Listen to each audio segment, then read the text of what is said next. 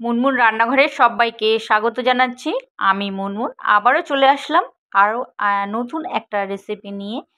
তো আজ বানাবো ডাল আর ডিম দিয়ে একটা সুন্দর রেসিপি। এইভাবে বানালে ভাত, রুটি, পরোটা সব কিছুর সঙ্গেই যাবে এমন একটা রেসিপি। আর চটজলদি একদম বানানো হয়ে যায়, আর খেতেও কিন্তু লাগে একদম খুবই সুন্দর। তো আমি রেসিপিটাই চলে যাচ্ছি। প্রথমে আমি এখানে ডাল নিয়েছি। মসুর ডালটা আমি 150 গ্রাম নিয়েছি। 150 গ্রাম ডাল আমি ভালো করে একদম ভালো করে এখানে কচলে কচলে ধুয়ে নেব।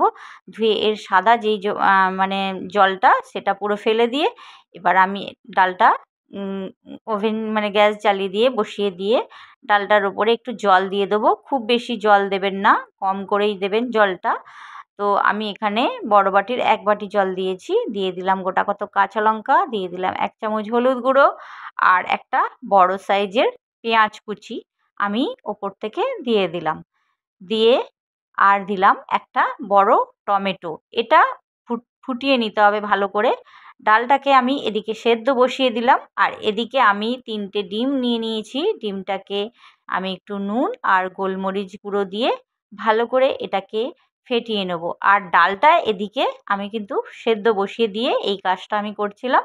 এদিকে ডালটা কিন্তু আমার সেদ্ধ হয়ে যাচ্ছে, আর এদিকে ডিমটাও আমার রেডি হয়ে যাচ্ছে।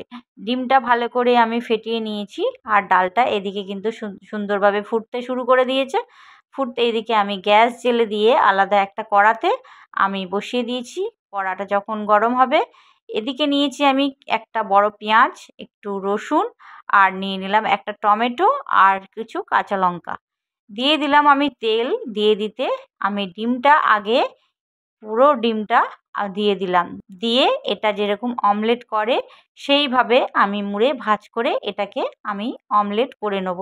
একটু মোটা সাইজের, মানে ডিমটা একটু মোটা মোটা হবে। এবার এইভাবে আমি মুড়ে এটাকে আমি সুন্দরভাবে এক পিঠ করে এদিক থেকে মুড়ে নেব। মুড়ে নিয়ে এই ডিমটাকে আমি যতগুলো টুকরো পারবেন করতে ততগুলো টুকরো করবেন। আমি এখানে ডিমগুলো খুন্তির সাহায্যে আস্তে আস্তে করে টুকরো টুকরো করে নেব। ওই কড়ার ভেতরেই কিন্তু আমি এটা করে নেব। আর এটা একটু মোটা সাইজের ডিমটা হবে, কারণ 3টে ডিম দিয়েছি মানে ডিমটা একটু মোটাই হবে। এইভাবে কেটে আমি ভেজে আমি তুলে নিয়ে নেব। তো এইভাবে কেটে আমি তুলে নিচ্ছি। দেখুন, ডিমটা কিন্তু ভেজে তুলে নিতে হবে, ভালো করেই কিন্তু ভাজতে হবে যেন ভেতরে না কাঁচা থাকে। অনেক সময় ডিম কিন্তু কাঁচা থাকে, সেইভাবে ডিমটা কিন্তু ভাজবেন, ডিমটা ভালো করে একটু ভাজবেন। আর এদিকে আমি তেল বসিয়ে দিয়েছি। দিয়ে দিলাম একটু সাদা জিরে, একটু 5 ফোড়ন দিয়ে দিলাম। দিয়ে দিলাম 2টো শুকনো লঙ্কা। এবার যে রসুনটা আমি থেতো করে রেখে দিয়েছিলাম কয়েকটা, মানে ওই গোটা 6 রসুন নিয়েছি, সেটাই আমি থেতো করে দিয়েছি। আর দিয়ে দিলাম একটা বড় সাইজের পেঁয়াজ কুচি দিয়ে দিয়েছি। দিয়ে এটাকে আগে ভালো করে সুন্দর করে এটাকে নাড়তে হবে, কিছুক্ষণ এটাকে ভাজতে হবে। এই পেঁয়াজ রসুনটাকে যেন রসুন আর পেঁয়াজের কাঁচা গন্ধটা না ছাড়ে, সেই জন্য এই পেঁয়াজ কুচি আর রসুনটাকে ভালো করে নাড়তে হবে।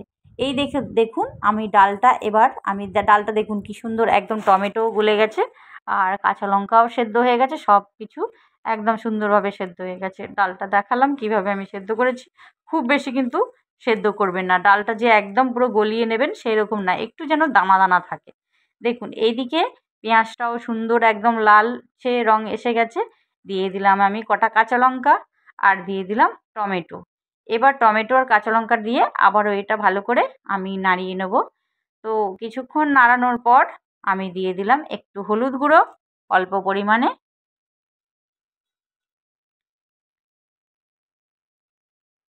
এবার হলুদ গুঁড়ো দিয়ে এটাকে কিছুক্ষণ একটু ভাজতে দিতে হবে। দিয়ে দিলাম একটু জিরে গুঁড়ো।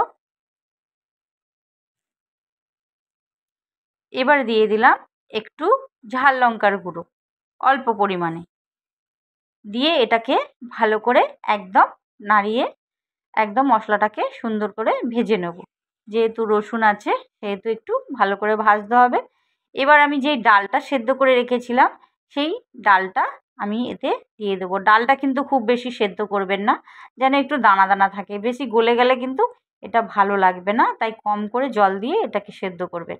দেখুন এবারে এইটাকে দিয়ে এরকমভাবে একদম সুন্দরভাবে এটাকে মিশিয়ে নেবেন, একদম সুন্দর করে একদম ভালো করে একদম মিশিয়ে নেবেন।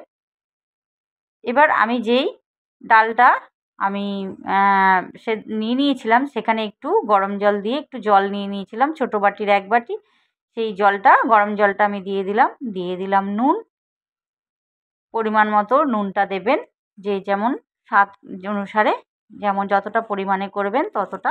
এবার ডালটাকে আমি ভালো করে নাড়িয়ে চাড়িয়ে এটাকে কিছুক্ষণ ফুটতে দেবো। তো এটা মানে একটু নাড়লেই এটা গরম হয়ে গেল, মানে ফুটতে শুরু করে দিল। ফোটা শুরু করে দিলেই আমি এতে ডিমগুলো আস্তে আস্তে করে আমি দিয়ে দেবো।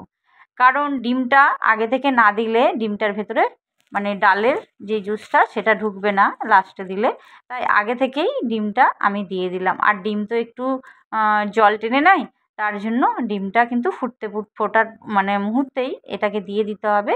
দিয়ে ডিমটার সঙ্গে ডালটা একটু ফুটিয়ে নিতে হবে।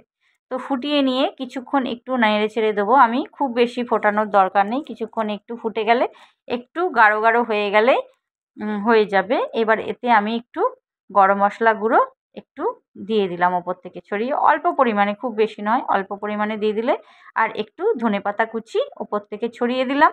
ব্যাস রেডি হয়ে গেল আমার ডাল আর ডিমের একটা রেসিপি। আর এইভাবে বানিয়ে অবশ্যই একবার ট্রাই করে দেখবেন, খেতে কিন্তু অসম্ভব সুন্দর হয়। ব্যাস এটা আমি পরিবেশন করে দিলাম। আমার এই ছোট্ট ছোট্ট রান্নাগুলো যদি আপনাদের ভালো লাগে তবে আমার চ্যানেলটাকে অবশ্যই সাবস্ক্রাইব করে দেবেন, আর কমেন্ট করে অবশ্যই জানাবেন আমার এই রেসিপিটা কেমন লাগলো। ভালো লাগলে অবশ্যই কমেন্ট করে দেবেন একটা। আর সবাই আমার ভিডিওটা দেখার জন্য রান্নার অসংখ্য ধন্যবাদ। আপনাদের মূল্যবান সময় দিয়ে আমার ভিডিওটা দেখলেন, তার জন্য আপনাদের অনেক অনেক ধন্যবাদ। Thank you. সবাই ভালো থাকবেন, সুস্থ থাকবেন। তো আমি রেসিপিটা পরিবেশন করে দিলাম। দেখতে কিন্তু খুবই সুন্দর হয়েছে, আর এটা বানিয়ে অবশ্যই ট্রাই করে দেখবেন, খেতে কিন্তু খুবই ভালো লাগে। Thank you for watching.